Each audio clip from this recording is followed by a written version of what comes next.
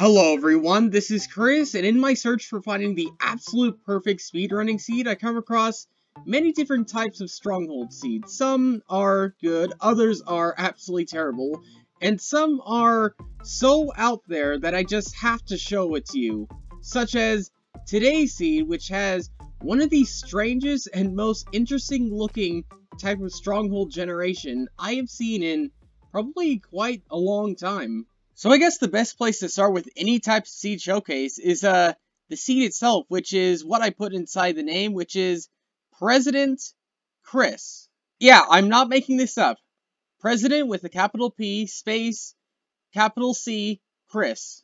Now, I don't think I'm quite qualified to run for president anytime soon, but you know what? I'm gonna do it anyways, just because the seed told me to, probably not. But anyways, with this President Christie, you spawn in right here, right where I placed down the diamond blocks, and you spawn in right next to this pretty decent sized desert. So in case you want to just mine out this entire space to get yourself lots of sand, then you could totally do that. But in case you came here to see this strange stronghold generation, then head your way over this way. I'm trying to find more seeds with very close strongholds, like with any speedrunning seed, and yeah, this one suffices with a dead acacia village, and not just a dead acacia village which just happened to spawn right next to one of these savanna hills, which is kind of cool. You get some pretty interesting style generation, and not only that, there's also a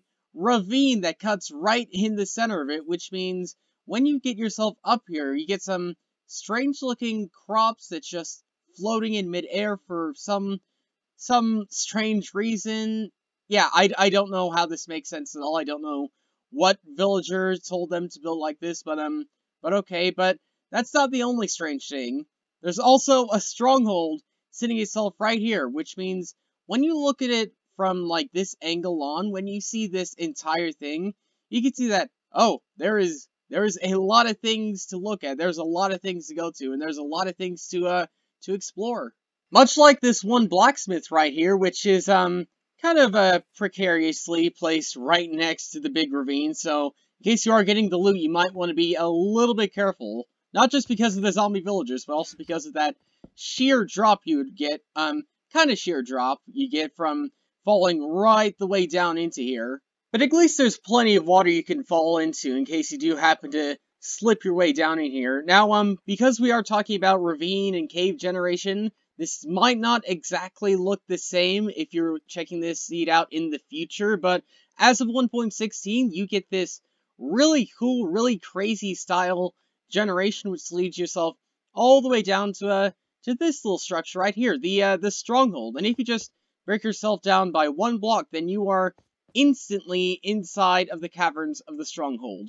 In fact, there's even certain places where you don't even need to break through, you just need to, time your jump a little bit nice, a little bit better than what I did. But yeah, when you head yourself in here, then you will come into the Stronghold, and can't remember where the end portal room is, but you know what, we'll find it together, okay? We'll do this as one big happy family and find where this, where the Stronghold is. Oh, here it is, never mind. Well, yep, here's the Stronghold with a sadly empty portal, as many of these empty portals do, have, but yeah, because it's pretty close, and if you dig yourself up this way, it is a relatively decent dig, so obviously recommend you head yourself down this way and through those caverns the same way I went to find yourself into the Stronghold through this crazy style of ravine generation mixed in with this crazy Savannah Hill thing next to a dead Savannah village. And also, I completely forgot to mention this, there's also this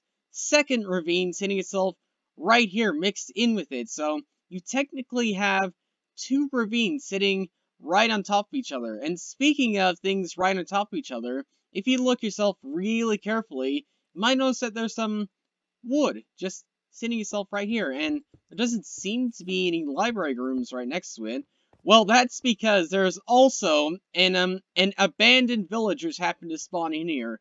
But because I think the way the seed generated in, looks like most of the abandoned village kind of got cut off by the Stronghold. But yeah, it gives you, I guess, another opportunity of heading your way around here, heading your way through the corridors, and I don't know, it's a different experience than what you would normally expect from finding yourself in a stronghold or in an abandoned mineshaft. And like every seed showcase I do, rather than me just like looking through most of the nethers, well, for most of the time, let's actually explore this thing relatively blind, because I never really know what you find inside of here. And ooh, okay, this is probably not the best place to spawn into. You spawn into right inside of a very tiny cave, and it doesn't seem to be any other way out, any other way through, so, huh.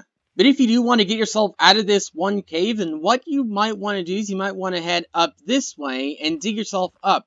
Unlike most, cave nether spawns, where you have to dig up a lot of blocks, you'll have to dig up, what is that, about 7 to 8 blocks to find yourself right on top of the nether surface. So, that's kind of cool, having a very safe and very secure style spawn, and not have to dig up too incredibly high to get yourself into the bulk of the nether. And heading yourself back into the overworld, you might be wondering, okay, this is really cool and all, but are there any other types of cool and unique types of things on this seed? Well, if you head yourself this way for just a couple hundred blocks, get yourself at these corners right here and dig yourself down about 10, 20 or so blocks, because then you'll eventually find yourself a spider spawner right here. Spider spawners on their own, they're cool and all, but they're really not anything too spectacular. Well, that is when you head over to these corners over here, about 10 or so blocks from that original hole, dig yourself down this way for just a little bit, and you might notice there's more cobblestone right here. Well, that's because there is a second mob spawner sitting yourself right here, which means you have the opportunity of making yourself a pretty decent zombie and spider farm. The only thing is that the ceiling is made out of that very fragile style sand, and we gotta break it. And yeah, if you're gonna make it, you gotta be extremely careful of not having that happen, and not have an entire cave-in of the sand. Heading yourself over this way for a few hundred blocks, you will not only come across one desert well, but also 2 desert wells, which means you have double the amount of water you could actually get inside of a desert. I mean, where else in the world are you ever going to find yourself water inside the world? But in all seriousness, if you head yourself over this way, rather over to these corners, you'll find yourself a desert temple, and this one is a very buried in desert temple, which means you have quite a substantial amount of digging before you can actually get yourself all the way down here and get into the loot, which just so happened to not generate in with me. I think it will generate with you. It's just like occasionally there's a bug which will keep it from generating. Heading yourself over to these corners right here, you will not only find yourself in another dead village right here. There's a lot of dead villages on the sea, but you'll also come across a second ravine, and this ravine is also very noteworthy because there's also an abandoned mine shaft right here. There is diamonds hitting itself. Where are they? They're somewhere around here. Yeah, there are diamonds hitting itself right here, right by the lava.